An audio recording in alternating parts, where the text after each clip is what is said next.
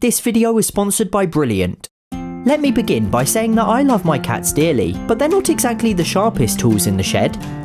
Sometimes Ralph and Bella do things so bafflingly dumb or bizarre that I can't help but question what, if anything, is going on inside their fluffy little heads.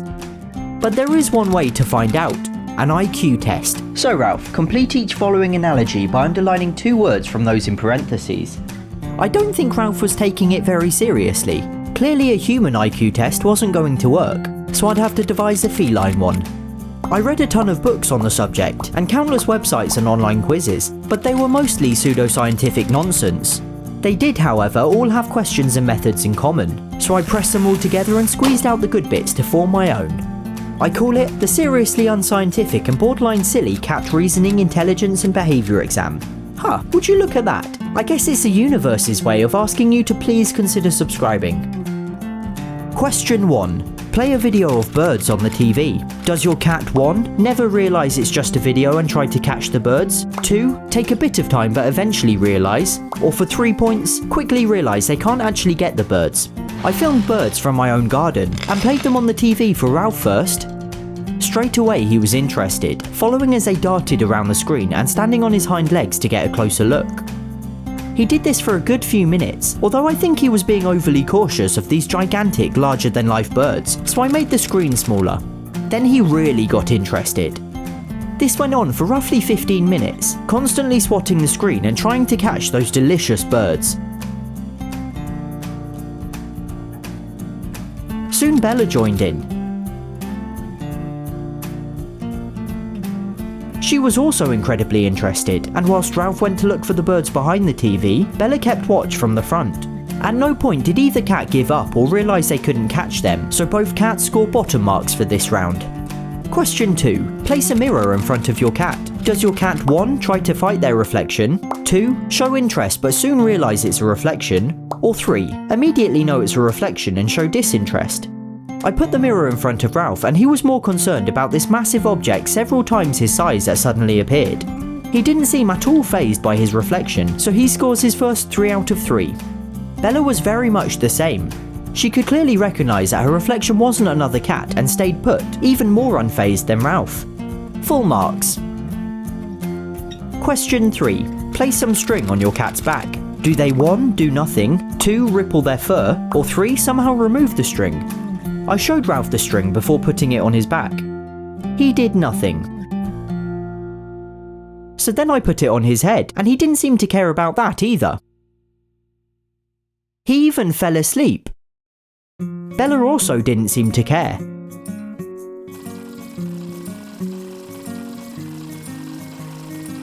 So I tried the string on her head. She obviously thought she looked very stylish because once again, she made no attempt to remove it. Bottom marks for intelligence, but top marks for fashion. Question 4. Show your cat their favourite toy and then hide it. Do they 1. Never find it, 2. Find it in under 30 seconds, or 3. Find it in under 15 seconds? Bella's a very playful cat, so she insisted on going first this time. After we got her warmed up, Danielle hid the toy behind a giant Lego brick and Bella found it within seconds.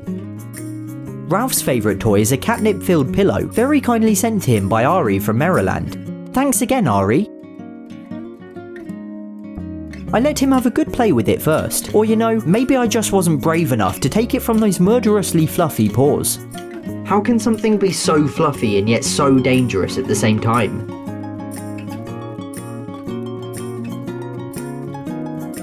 Once he was ready, I hid it behind the brick. And just like Bella, he found it within seconds.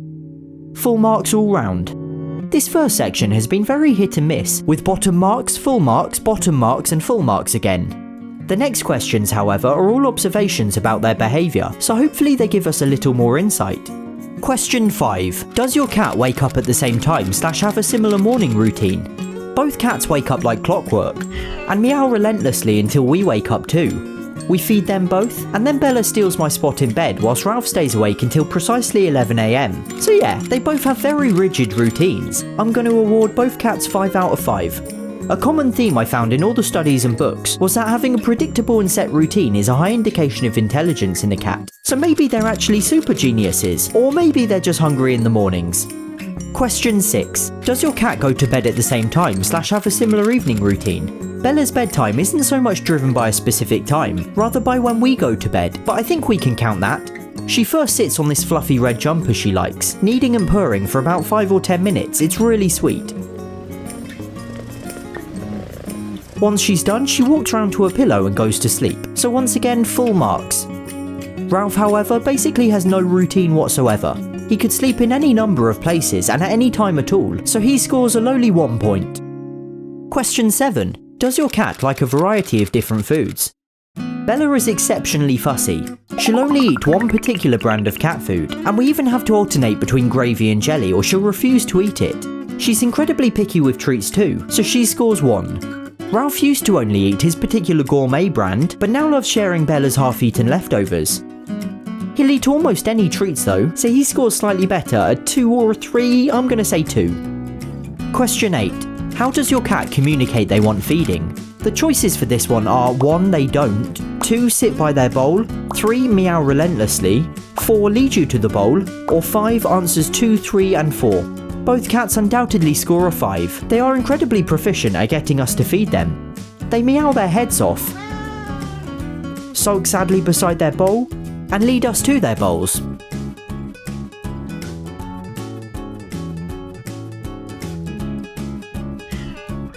Now the next 5 questions are this time on a scale of 1 to 3.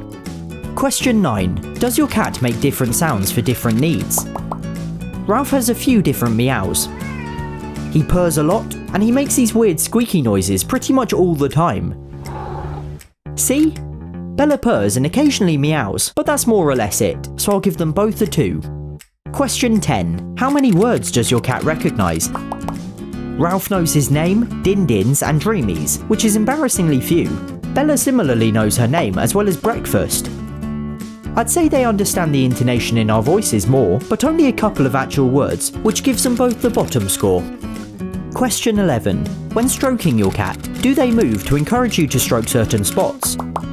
Finally, a question written for my cats. I mean, technically I wrote all of these questions for my cats, but they really excel at this one. Both Ralph and Bella cannot sit still when being stroked. Ralph constantly directs you to above his tail or his cheeks or his head, whilst Bella always steers you towards her chin, and particularly while she's been wearing her donut, her neck. An easy 3 out of 3. Question 12. Can you teach your cat tricks? Nope. Nope, not at all. I tried to make a video about it once, but it didn't go well. A great big fat no. And question 13. If yes, no. Nope. The final question is worth a gigantic 10 points. You know your cat best. On a scale of 1 to 10, how intelligent are they? I'm going to be brutally honest here and give Ralph a 4. I love him dearly, but he's not the brightest spark, especially compared to my previous cats Reggie and Tom, who were both really quite intelligent. Bella gets a 6. Still not exactly Einstein, but undeniably smarter than Ralph. Sorry, buddy. And with that, it's time to add up all the scores. Ralph scored a grand total of 33 out of 57, whilst Bella scored 38, putting them both comfortably in the average category. I've linked the test in the description if you want to try this on your cat, so comment how they scored. Are they a feline prodigy or do they have a head full of fluff?